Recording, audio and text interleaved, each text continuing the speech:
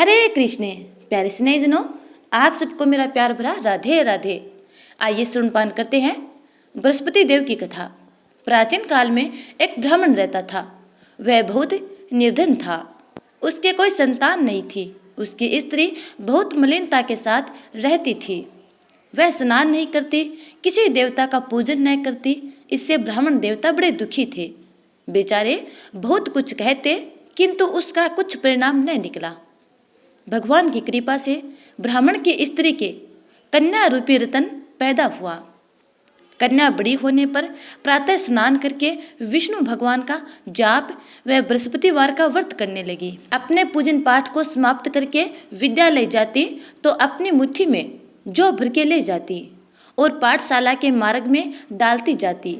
और जब वह वापस आती तो ये जौ के दाने सोने के हो जाते और वह इन सबको इकट्ठा करके घर ले आती। एक दिन वह बालिका सूप में उस सोने के जौ को फटक कर साफ कर रही थी कि उसके पिता ने देख लिया और कहा, हे बेटी, सोने के जौ के लिए सोने का सूप होना चाहिए। दूसरे दिन बृहस्पतिवार था। इस कन्या ने व्रत रखा और बृहस्पति देव से प्रार्थना करके कहा, मैंने आपकी पूजा सच्चे मन से की हो तो मेरे लिए सोने का सूप दे दो। बृहस्पति देव ने उसकी प्रार्थना स्वीकार कर ली। रोजाना की तरह वह कन्या जौ फैलाती हुई जाने लगी। जब लौटकर वापस आई और उन जौ को इकट्ठा कर रही थी तो बृहस्पति देव की कृपा से उसे सोने का सूप मिला। उस सोने के सूप को लेकर वह घर आ गई और उसमें जौ साफ करने लगी, परंतु उसकी माँ का वही ढंग रहा। एक दिन की बात है कि वह कन्या सोने के सूप में जौ साफ कर रही थी।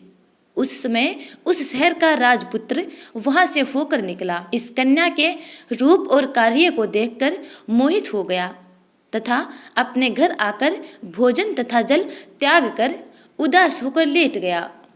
राजा को इस बात का पता लगा तो अपने प्रधानमंत्री के साथ उसके पास गए और बोले, हे बेटा, तुम्हें किस बात का कष्ट है? किसी ने अपमान किया है अथवा और कारण हो सकता है? कहो, मैं वही कार्य करूंगा जिससे तुम्हें प्रसन्नता हो। अपने पिता की राजकुमार ने बातें सुनी तो वह बोला, मुझे आपकी कृपा से किसी बात का दुख नहीं है। किसी ने मेरा अपमान नहीं किया है, परंतु मैं उस लड़की से विवाह करना चाहता हूँ जो सोने के सूप में जौ साफ कर रही थी। यह सुनकर राजा आश्चर्य में पड़ गया और बोला, हे बेटा, इस तरह की कन्या का पता तुम ही लगाओ, मैं उसके साथ तेरा विवाह अवश्य करवा दूंगा। राजकुमार ने उस लड़की के घर का पता बताया। तब मंत्री उस लड़की के घर गए और ब्राह्मण देवता को सभी हाल कह सुनाया। ब्राह्मण देवता राजकुमार के साथ अपनी कन्या का विवाह करने के लिए तैयार हो गए तथा विधि विधान के अनुसार ब्राह्मण की कन्या का विवाह राजकुमार के साथ हो गया। विवाह होने के बाद कन्या जब अपने ससुराल चली गई तो पीछे से उस ब्राह्मण देवता के घर में गरीबी का पुनः निवास हो गया। अब भोजन के लिए भी अन्न बड़ी मुश्किल से मिलता था। एक दिन दुखी होकर ब्राह्मण देवता अपनी पुत्री के पास गए। बेटी ने पिता की दुखी अवस्था को देखा और अपनी माँ का हाल पूछा। तब ब्राह्मण ने सभी हाल कह सुनाया। कन्या ने बहुत सा धन देकर अपने पिता को विदा कर दिया। इस तरह ब्राह्मण का कुछ समय सुखपूर्वक व्यतीत हुआ। कुछ दिन बाद फिर वही हाल हो गया। ब्राह्मण फिर अपनी कन्या के यहाँ गया और सारा हाल कहा तो लड़की बोली, हे पिताजी, आप माताजी को यहाँ ले आओ, मैं उन्हें विधि बता दूंगी जिससे आपकी गरीबी दूर हो जाएगी। वह ब्राह्मण अपनी पत्नी को साथ लेकर पुनः अपनी पुत्री के पास पहुंचा। तब उनकी बेटी ने अपनी माँ को समझाया कि माँ, तुम प्रातःकाल प्रथम स्नान आदि करके विष्णु भगवान का पूजन करो तो सब दरिद्रता दूर हो जाएगी। परंतु उसकी माँ ने एक भी बात न मानी और प्रातःकाल उठकर अपनी पुत्री के बच्चों की जूठन को खा लिया। इससे उसकी पुत्री को भी बहुत गुस्सा आया और एक रात को कोठरी से सभी सामान निकाल दिया और अपनी माँ को उसमें बंद कर दिया। प्रातःकाल उसे निकाला तथा स्नान आदि करा के पाठ करवाया तो उसकी माँ की बुद्धि ठीक हो गई और फिर प्रत्येक बृहस्पतिवार को वह व्रत रखने लगी।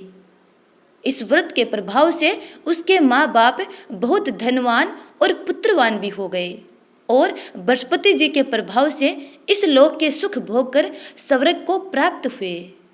सब बोलो विष्णु भगवान की जय, बोलो बृहस्पति देव की जय। हे बृहस्पति देव, जिस प्रकार आपने उनकी मन इच्छा पूर्ण की, वैसे ही अपने सब प्यारे भक्तगणों की मंगल कामनाएं पूर्ण करना। आप सुनते हैं विष्णु चालीसा। विष्णु सुनिए विनय सेवक की चितलाए, कीरत कुछ वर्णन करूँ दीजिए ज्ञान बताए। नमो विष्णु भगवान खरारी, कष्ट नसावन अखिल बिहारी। प्रबल जगत में शक्ति तुम्हारी, त्रिभुवन फैल रही उजियारी। सुंदर रूप मनोहर सूरत, सरल स्वभाव मोहनी मूरत। तन पर पीताम्बर अति सोहत, बेजंती माला मन मोहत। शंख चक्र कर गदा बिराजे, देखत देते असुर दल भाजे। सत्य धर्म मद लोभ न गाजे, काम क्रोध मद लोभ न छाजे। संत भक्त सज्जन मनरंजन, दनुज असुर दुष्टन दल गंजन। सुख उपजाए कष्ट सब भंजन, दोष मिटाए करत जन सज्जन। पाप काट भव सिंधु उतारण, कष्ट नाश कर भक्त उबारण। करत अनेक रूप प्रभु धारण, केवल आप भक्ति के कारण। धरणी धेनु बन तुम ही पुकारा, तब तुम रूप राम का धारा। भार उतार असुर दल मारा, रावण आदि को संघारा। आप वराह रूप बनाया, हरण्याक्ष को मार गिराया। धर्मत से तन सिंधु बनाया, 14 रत्नन को निकलाया। अमिलक असुरन द्वंद्व मचाया, रूप मोहिनी आप दिखाया। देवन को अमृत पान कराया, असुरन को छवि से बहलाया। कुर्म रूप धर सिंधु मझाया, मंदराचल गिरि तुरंत उठाया। शंकर का तुम फंद छुड़ाया, भस्मासुर को रूप दिखाया। वेदन को जब असुर डुबाया, कर प्रबंध उन्हें ढूंढवाया। मोहित बनकर खल ही नचाया, उसी कर से भस्म कराया। असुर जलंधर अति बलदाई, शंकर से उनकी न लड़ाई। हार पार शिव सकल बनाई, कीन सती से छल खल जाई। सुमिरन कीन तुम्हें शिवरानी, बतलाई सब विपत कहानी। तब तुम बने मुनीश्वर ज्ञानी, वृंदा की सब सुरती भुलानी। देखत तीन दनुज सैतानी, वृंदा आए तुम्हें लपटानी। हो सप्रस धर्म क्षति मानी, हना असुर उर शिव सैतानी। तुमने ध्रुव प्रहलाद उबारे, हिरण्याकुश आदि खल मारे। गणिका और अजामिल तारे, बहुत भक्त भव सिंधु उतारे। हरहु सकल संताप हमारे, कृपा करहु हरि सिरजनहारे। देखूँ मैं निज दर्श तुम्हारे, दीन बंधु भक्तन हितकारे। चहत आपका सेवक दर्शन, करहु दया अपने मधुसूदन। जानू नहीं योग्य जप पूजन, होय यज्ञ स्तुति अनुमोदन। शील दया संतोष सुलक्षण, विदित नहीं व्रत बोध विलक्षण। करहुम आपका किस विधि पूजन, कुमति विलोक होत दुख भीषण। करहुम प्रणाम कौन विधि सुमिरन, कौन भांति में करहूँ समर्पण। सुर मुनि करत सदा सेवकाई, हर्षित रहत परम गति पाई। देन दुखीन पर सदा सहाय, निज जन जान लेव अपनाई। पाप दोष संताप नसाओ, भव बंधन से मुक्त कराओ।